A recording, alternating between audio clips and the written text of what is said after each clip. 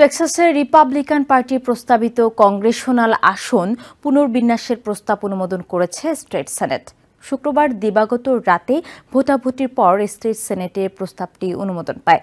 টেক্সাসের governor Greg Abbott সই করলে আগামী মধ্যবর্তী নির্বাচনের আগেই টেক্সাসের নির্বাচনী আসন পুনর্বিন্যাস করা হবে।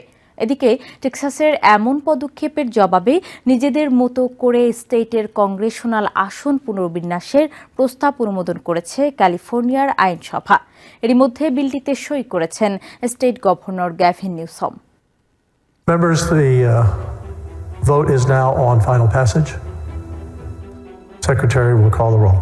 টেক্সাসে কংগ্রেশনাল আসন পুনর্বিন্যাসের বিলে অনুমোদন দিয়েছে স্টেট সেনেট। প্রায় 8 ঘন্টা বিতর্কের পর শুক্রবার দিবাগত রাতে 18-11 ভোটে নির্বাচনী সীমানা পরিবর্তন সংক্রান্ত বিলটি অনুমোদন পায়। There being 18 ayes, 11 nays, House Bill 4 is finally passed. এর আগে গত বুধবার স্টেট হাউসে বিলটি পাশ হয়। নতুন সীমানা কার্যকর হলে অন্তত 5টি আসনে ডেমোক্রেটদের চেয়ে বেশি সুবিধা পাবে রিপাবলিকানরা। সেনেটে এই বিল পাশে অগ্রণী ভূমিকা রাখায় স্টেটের লেফটেন্যান্ট গভর্নর ড্যান প্যাট্রিকের প্রশংসা করেছেন টেক্সাসের গভর্নর গ্রেগ অ্যাবট। প্যাট্রিকের প্রশংসা করে ট্রুথ সোশ্যালে পোস্ট করেন প্রেসিডেন্ট ডোনাল্ড ট্রাম্পও। সামাজিক মাধ্যম এক্স এক পোস্টে গভর্নর অ্যাবট আরও দাবি করেছেন এই পদক্ষেপ অনেক বড় পরিকল্পনার ছোট একটি অংশ মাত্র। তিনি বলেন, এই পুরো পরিকল্পনা বাস্তবায়িত হলে দেশে নির্বাচনের চিত্রই পাল্টে যাবে এবং ডেমোক্রেটদের বামপন্থী নীতির কারণে দলে দলে ভোটাররা রিপাবলিকান পার্টিকে ভোট দেবে। এদিকে টেক্সাসের state senator Carroll Alvarado senate ফ্লোরে দীর্ঘ বক্তব্যের মাধ্যমে বিল পাস বিলম্বিত করার চেষ্টা করলেও লেফটেন্যান্ট গভর্নর ড্যান প্যাট্রিক তাকে সে সুযোগ না দিয়েই বিল পাসের প্রক্রিয়া শুরু করেন।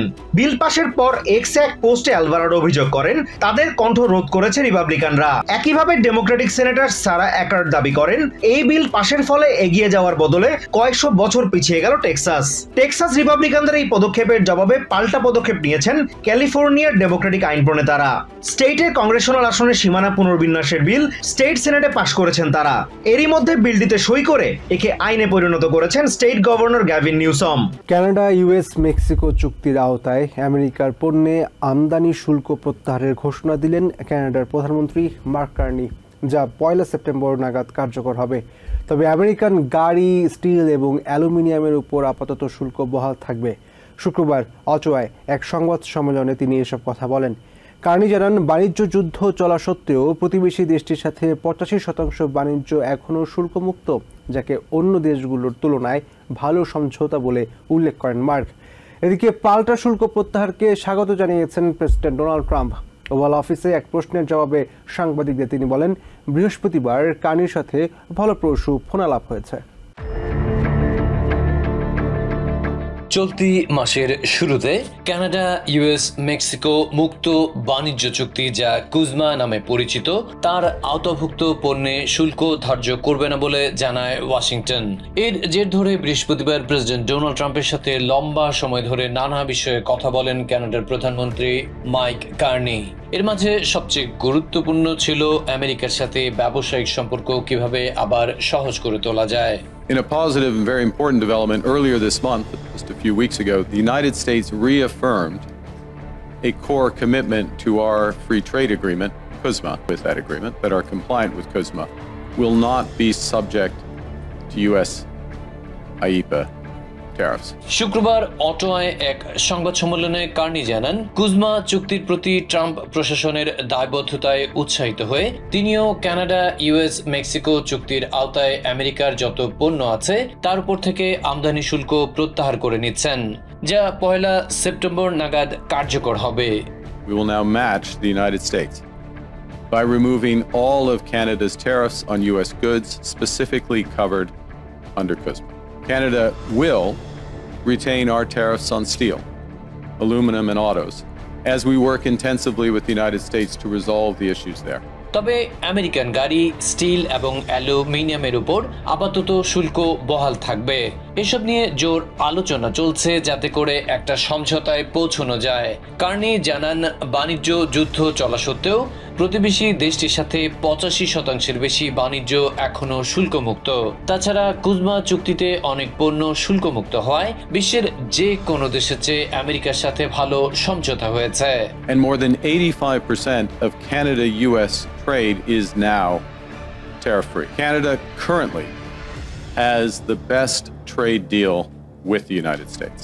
ট্রাম্প প্রশাসনের নতুন শুল্ক নীতি সত্ত্বেও বাণিজ্য অংশীদারদের মাঝে কানাডা সবসময় এগিয়ে থাকতে চায় জানিয়ে সাংবাদিকদের প্রশ্নের জবাবে কার্নি বলেন, ট্রাম্পের কাছ থেকে তিনি নিশ্চয়তা পেয়েছেন উভয় পক্ষের অমীমাংসিত বিষয়গুলো নিয়ে আরো আলোচনা হবে। Do you have any assurances from the Americans that this will kickstart negotiations? Did President Trump specifically say that in his conversation with you? Yes. এদিকে পাল্টা শুল্ক প্রত্যাহারকে স্বাগত জানিয়েছেন ডোনাল্ড ট্রাম্প। ওভাল অফিসে এক প্রশ্নের জবাবে সাংবাদিকদের তিনি বলেন, বৃহস্পতিবার সকালে কার্নির সাথে ফলপ্রসূ ফোনালাপ হয়েছে। তারা একটি সমঝোতার লক্ষ্যে কাজ করছেন যাতে উভয় দেশ উপকৃত হয়। মাইককে পছন্দ করেন উল্লেখ করলেও প্রেসিডেন্ট জানান, গত 25 থেকে 30 বছর ধরে কানাডা ও মেক্সিকো আমেরিকার কাছ থেকে ব্যবসায়িক সুবিধা নিয়ে যাচ্ছে। ওই অবস্থা থেকে উত্তরণেই পাল্টাপাল্টি শুল্ক প্রবর্তন করেছেন তিনি। ট্রাম্প বলেন তিনি আবারও কানাডার প্রধানমন্ত্রীর সঙ্গে টেলিফোনে কথা বলবেন। তবে আমেরিকার স্বার্থ বজায় রাখার ক্ষেত্রে কঠোর মনোভাব দেখিয়েছেন প্রেসিডেন্ট ট্রাম্প। বলেছেন, পারস্পরিক সমঝোতার ভিত্তিতে দেশের ন্যায্য হিস্সা আদায়ে কাউকে ছাড় দেওয়া হবে না। প্রেসিডেন্ট ডোনাল্ড ট্রাম্পকে কখনোই অপ্রীতিকর অবস্থায় দেখেননি বলে দাবি করেছেন প্রয়াত যৌন অপরাধী জেফ্রি এপস্টিনের ঘনিষ্ঠ সহযোগী Ghislaine Maxwell. Deputy attorney general Todd ব্লাঞ্চের সাথে তার সাক্ষাৎকারের অডিও রেকর্ডে এমন তথ্য উঠে এসেছে। এই অডিও প্রকাশ করেছে জাস্টিস ডিপার্টমেন্ট। আইন বিশ্লেষক ডেভিড অ্যারনবার্গ অভিযোগ করেছেন, ট্রাম্পকে নিরপরাধ প্রমাণ করতে ইচ্ছাকৃতভাবে তথ্য সংশোধন করে প্রকাশ করা হয়েছে। যৌন অপরাধী জেফ্রি এপস্টিনের সহযোগী গিলেন ম্যাক্সওয়েল এবং ডেপুটি অ্যাটর্নি জেনারেল টড ব্লাঞ্চের 2 দিনের সাক্ষাৎকারে ট্রান্সক্রিপ্ট ও অডিও রেকর্ড প্রকাশ করেছে জাস্টিস বিভাগ। সাক্ষাৎকারে প্রকাশ পেয়েছে প্রেসিডেন্ট ডোনাল্ড ট্রাম্প ও সাবেক প্রেসিডেন্ট বিল ক্লিন্টনের সাথে এপস্টিনের সম্পর্ক কেমন ছিল। এপস্টিনের সাথে প্রেসিডেন্ট ডোনাল্ড ট্রাম্পকে কেমন দেখেছেন জানতে চাইলে ম্যাক্সওয়েল জানান, প্রেসিডেন্ট একজন ভদ্রলোক, তাকে কখনোই কোনো অপ্রীতিকর অবস্থায় দেখেননি তিনি। জুলাই মাসে নেওয়া 2 দিনের সাক্ষাৎকারে Maxwell deputy attorney general Todd ব্লাঞ্চের কাছে জানান, সাবেক প্রেসিডেন্ট বিল ক্লিন্টন শুধু তার বন্ধুই ছিলেন, এপস্টিন নয়। পাম বিচ কাউন্টির সাবেক স্টেট অ্যাটর্নি ডেভিড অ্যারনবার্গ অভিযোগ করেছেন, এই সাক্ষাৎকার ইচ্ছাকৃতভাবে সংশোধন করে প্রকাশ করা হয়েছে যাতে প্রেসিডেন্ট ডোনাল্ড ট্রাম্পকে নিরপরাধ হিসেবে উপস্থাপন করা যায়। অ্যারনবার্গ ম্যাক্সওয়েলকে মিথ্যাবাদী হিসেবে উল্লেখ করে বলেন, তিনি ইতিমধ্যে পরিকল্পিত সাক্ষাৎকারের সুফল ভোগ করছেন। তার দাবি, ম্যাক্সওয়েলকে অপরাধের মাত্রা অনুযায়ী যথাযথ নিরাপত্তার জেলখানায় রাখা হয়নি, বরং তাকে স্থানান্তর করা হয়েছে তুলনামূলক কম নিরাপত্তার একটি কারাগারে, যা তার প্রাপ্য নয়। গিলেন ম্যাক্সওয়েলের সাক্ষাৎকারের অডিও ও ট্রান্সক্রিপ্ট সামাজিক মাধ্যমে প্রকাশের বিষয়ে ডেপুটি অ্যাটর্নি জেনারেল টড ব্লাঞ্চ জানিয়েছেন, এটি স্বচ্ছতা বজায় রাখার লক্ষ্যে করা হয়েছে। তার মতে, জনস্বার্থে তথ্য উন্মুক্ত করাই ছিল এই পদক্ষেপের মূল উদ্দেশ্য। এদিকে ম্যাক্সওয়েলের আইনজীবী এক বিবৃতিতে জানিয়েছেন, সাক্ষাৎকারে প্রতিটি প্রশ্নের উত্তর তিনি সত্যনিষ্ঠভাবে দিয়েছেন। আইনজীবীর ভাষায়, এই সাক্ষাৎকার থেকে স্পষ্ট হয়েছে যে ম্যাক্সওয়েল মূলত একজন বলির পাঠা, যাকে উদ্দেশ্য প্রণোদিতভাবে বিচারের মুখোমুখি করা হয়েছে। গিলেন ম্যাক্সওয়েলের সাক্ষাৎকারকে এপস্টিন ফাইলস হিসেবে বিবেচনা করা ঠিক নয় বলে মন্তব্য করেছেন আমেরিকার হাউস ওভারসাইট কমিটির সদস্য ও ইলিনয়ের ডেমোক্রেটিক প্রতিনিধি রাজা কৃষ্ণমূর্তি। তার মতে, এপস্টিন সম্পর্কিত অপরাধে কে কে জড়িত আছেন তা জানতে আরও বহু তথ্য প্রকাশের প্রয়োজন রয়েছে। Federal Reserve chair Jerome Powell আগামী সেপ্টেম্বরে সুদের হার কমানোর ইঙ্গিত দিয়েছেন, তবে এই ব্যাপারে তিনি কোনো নিশ্চয়তা দেননি। চাকরির বাজারে ঝুঁকির সঙ্গে উচ্চ মুদ্রাস্ফীতির ঝুঁকিও রয়েছে বলে উল্লেখ করেন তিনি। শুক্রবার ওয়াইয়োমিংয়ের ক্যানসাস সিটিতে আয়োজিত এক অনুষ্ঠানে এসব কথা বলেন ফেড চেয়ার। তবে প্রেসিডেন্ট ডোনাল্ড ট্রাম্প মনে করেন, সুদের হার কমানোর বিষয়ে পাওয়েল অনেক বেশি দেরি করছেন। আরও 1 বছর আগেই এটা করা সম্ভব ছিল বলে মনে করেন তিনি। প্রেসিডেন্ট ডোনাল্ড ট্রাম্পের নির্বাচনী ইশতেহারই ছিল কর্মজীবী পরিবারের সদস্যদের জন্য কর মওকুফ করবেন তিনি। সম্প্রতি বিগ বিউটিফুল বিল কংগ্রেসে পাশ হওয়ার পর ছাড়ের বিলটি 2028 সাল পর্যন্ত স্থায়ী হয়। তারই ধারাবাহিকতায় ফেডারেল রিজার্ভও এবার জানিয়েছে সুদের হার কমাতে পারে তারা। শুক্রবার ক্যান্সাস সিটির জ্যাকসন হোল ইকোনমিক পলিসি সিম্পোজিয়ামে সেপ্টেম্বর থেকে সুদের হার কমানোর ইঙ্গিত দিয়েছেন Federal Reserve chair Jerome Powell, তবে নিশ্চিত করেননি। সূচনা বক্তব্যে পাওয়েল বলেন, কঠোর অভিবাসন নীতির কারণে শ্রমশক্তি বৃদ্ধির গতি হঠাৎই ধীর হয়ে গেছে। পাশাপাশি দীর্ঘমেয়াদী কর, ব্যয় ও নিয়ন্ত্রক নীতিতে পরিবর্তন অর্থনৈতিক বৃদ্ধি এবং উৎপাদনশীলতার উপর গুরুত্বপূর্ণ প্রভাব ফেলতে পারে বলে মনে করেন তিনি।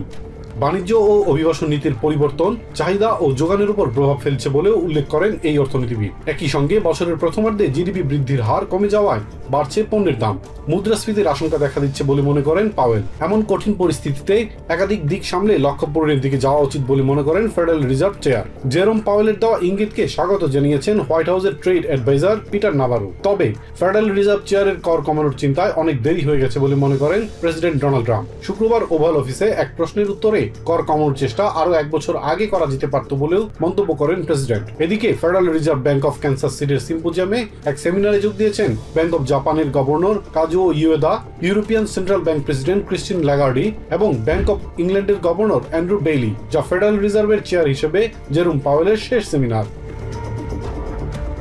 প্রেসিডেন্ট ডোনাল্ড ট্রাম্পের সাবেক ন্যাশনাল সিকিউরিটি অ্যাডভাইজার জন বোল্টনের বাড়ি ও অফিসে তল্লাশি চালিয়েছে এফবিআই। শুক্রবার সকালে এফবিআই ডিরেক্টর ক্যাশ প্যাটেলের নির্দেশে এই তল্লাশি চালানো হয়। তবে এই অভিযানের ব্যাপারে আগে থেকে কিছুই জানতেন না বলে দাবি করেছেন প্রেসিডেন্ট ট্রাম্প। এই অভিযানকে ট্রাম্পের ব্যক্তিগত ক্ষোভ ও প্রতিশোধের বহিঃপ্রকাশ হিসেবেই দেখছেন হোয়াইট হাউসের সাবেক deputy press secretary Sarah Matthews. কারণ ট্রাম্পের কঠোর সমালোচনা করেন জন বোল্টন। এছাড়া কংগ্রেসম্যান জেমি রাস্কিন এবং এরিক সলওয়েল এ নিয়ে উদ্বেগ জানিয়েছেন। তারা অভিযোগ করেন এফবিআইকে হাতিয়ার হিসেবে ব্যবহার করছেন ট্রাম্প। বেআইনি কর্মকাণ্ডের তথ্য প্রমাণ সংগ্রহের প্রত্যাশায় শুক্রবার প্রেসিডেন্ট ডোনাল্ড ট্রাম্পের সাবেক উপদেষ্টা এবং বর্তমানে কট্টর সমালোচক জন বল্টনের বাড়িতে তল্লাশি চালায় এফবিআই এজেন্টরা।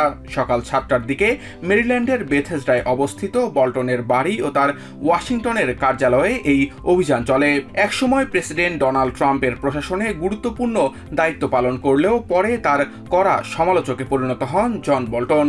তার স্মৃতিকথা The Room Where It Happened প্রকাশের পর থেকেই বল্টনের বিরুদ্ধে গোপন তথ্য ফাঁসের অভিযোগ তোলা হয়। সামাজিক মাধ্যমে নাম প্রকাশ না করলেও এক্সে দেওয়া এক পোস্টে এফবিআই ডিরেক্টর ক্যাশ প্যাটেল ইঙ্গিত দেন আইনের ঊর্ধ্বে নন কেউই। একসময় বল্টনের বিরুদ্ধে এই তদন্ত বন্ধ করে দেওয়া হলেও তা পুনরায় চালু করেছে বর্তমান প্রশাসন। যদিও এই তল্লাশি প্রসঙ্গে ট্রাম্প জানান এই বিষয়ে আগে থেকে কিছুই জানতেন না তিনি। তবে ট্রাম্পের এই প্রতিক্রিয়াকে ভণ্ডামি দাবি করে হোয়াইট হাউসের সাবেক ডেপুটি প্রেস সেক্রেটারি সারা ম্যাথিউস জোর দিয়ে বলেন, এই তল্লাশি সম্পর্কে অজ্ঞতার ভান করছেন প্রেসিডেন্ট ট্রাম্প। সমালোচকদের বিরুদ্ধে সরকারি ক্ষমতার ব্যবহার নিয়ে উদ্বেগ জানিয়ে ম্যাথিউস বলেন, ট্রাম্পের ব্যক্তিগত ক্ষোভ ও প্রতিশোধ পরায়ণতা নিয়ে নির্বাচনের আগেই ভোটারদের সতর্ক করেছিলেন তিনি। এই তল্লাশি রাজনৈতিক প্রতিশোধমূলক হতে পারে বলে শঙ্কা জানান ইলিনয়ের ডেমোক্রেটিক কংগ্রেসম্যান রাজা কৃষ্ণমূর্তিও। এমএসএনবিসির সাক্ষাৎকারে তিনি বলেন, এর উদ্দেশ্য হল বল্টনকে চুপ করানো। কৃষ্ণমূর্তি আরও মনে করেন, জেফ্রি এপস্টিন মামলার ফাইল কংগ্রেসে জমা দেওয়ার আসল খবর থেকে মনোযোগ সরানো এই তল্লাশির উদ্দেশ্য। মেরিল্যান্ড ও ক্যালিফোর্নিয়ার আরও 2 ডেমোক্রেটিক আইন প্রণেতা জেমি রাস্কিন এবং এরিক সোয়ালওয়েলও উদ্বেগ প্রকাশ করে বলেন, ব্যক্তিগত শত্রুতা মোকাবেলায় ফেডারেল সংস্থাকে হাতিয়ার হিসেবে ব্যবহার করছে প্রশাসন। এফবিআইকে এ ধরনের তল্লাশি কাজে নিয়োজিত করে সন্ত্রাসবাদ ও অন্যান্য অপরাধ দমনের মতো গুরুত্বপূর্ণ কাজ থেকে তাদের মনোযোগ সরিয়ে নিচ্ছে বলেও উদ্বেগ জানান এই হাউস ডেমোক্রেটরা। নিউ ইয়র্কে বাস দুর্ঘটনায় অন্তত 5 জন নিহত হয়েছেন। এই ঘটনায় আরও বেশ কয়েকজন আহত হন। নিহতদের মধ্যে একজন শিশু রয়েছে বলে জানিয়েছে পুলিশ। শুক্রবার নায়াগ্রা ফলস দেখে ফিরে আসার সময় দুর্ঘটনার কবলে পড়ে যাত্রীবাহী বাসটি। এ সময় বাসটিতে চালক সহ 52 জন আরোহী ছিল বলে জানা গেছে। নিউ ইয়র্ক সিটিতে ফেরার সময় ইন্টারস্টেট 90-র কাছে পেমব্রোক এলাকায় হঠাৎ করেই বাসটি নিয়ন্ত্রণ হারিয়ে উল্টে যায়। আহতদের বিভিন্ন হাসপাতালে চিকিৎসা দেওয়া হচ্ছে। তবে কী কারণে বাসটি নিয়ন্ত্রণ হারিয়েছে তা নিশ্চিত করেনি কর্তৃপক্ষ। নায়াগ্রা ফলস পরিদর্শন শেষে ফেরার পথে 52 জন আরোহী নিয়ে নিয়ন্ত্রণ হারিয়ে দুর্ঘটনার কবলে পড়ে বাসটি। বাফেলো থেকে প্রায় 30 মাইল উত্তর পূর্ব ও নায়াগ্রা ফলস থেকে প্রায় 40 মাইল দক্ষিণ পূর্বে জেনেসি কাউন্টির পেমব্রোক এলাকায় শুক্রবার দুপুর 12:40 দিকে এই দুর্ঘটনা ঘটে। দুর্ঘটনার পর উল্টে যাওয়া বাসটিতে বেশ কয়েকজন আটকা পড়ে। পরে তাদের উদ্ধার করা হয়। দুর্ঘটনার পর বাস ও এর যাত্রীদের উদ্ধারে সেখানে ছুটে যায় পুলিশ, ফায়ার ফাইটার সহ জরুরি বিভাগের কর্মীরা। আহতদের দ্রুত হাসপাতালে নিতে ব্যবহার করা হয় হেলিকপ্টার। হতাহতদের সুনির্দিষ্ট সংখ্যা উল্লেখ না করে নিহতদের মধ্যে এক শিশু রয়েছে বলে নিশ্চিত করেন নিউ ইয়র্ক স্টেট পুলিশের মুখপাত্র ট্রুপার জেমস ওকালাহান। তবে ঠিক কী কারণে বাসটি নিয়ন্ত্রণ হারিয়েছে তা নিশ্চিত করেননি তিনি। বাটাভিয়ায় United Memorial Medical Center, Rochester Medical Center সহ এই দুর্ঘটনায় আহত অন্তত 24 জনকে বিভিন্ন হাসপাতালে নানা ধরনের চিকিৎসা দেওয়া হয়। এখনও চিকিৎসা নিচ্ছেন আহতদের অনেকে। আহতদের মধ্যে সবচেয়ে বেশি চিকিৎসা নিয়েছেন এরি কাউন্টি মেডিকেল সেন্টারে। সেখানকার ইমার্জেন্সি মেডিসিন বিভাগের প্রধান ডক্টর জেনিফার পিউ জানান, এই দুর্ঘটনায় তারা আহতদের সমন্বিতভাবে চিকিৎসা সেবা দিচ্ছে। সামাজিক মাধ্যমে এক পোস্টে এই দুর্ঘটনায় আহতদের চিকিৎসা ও কারণ অনুসন্ধানে স্থানীয় প্রশাসনের সঙ্গে স্টেট কর্তৃপক্ষ যৌথভাবে কাজ করছে বলে জানিয়েছেন governor Kathy Hochul. New York থেকে সম্প্রচারিত TVN 24 টেলিভিশন বিশ্বজুড়ে বাঙালির কণ্ঠস্বর।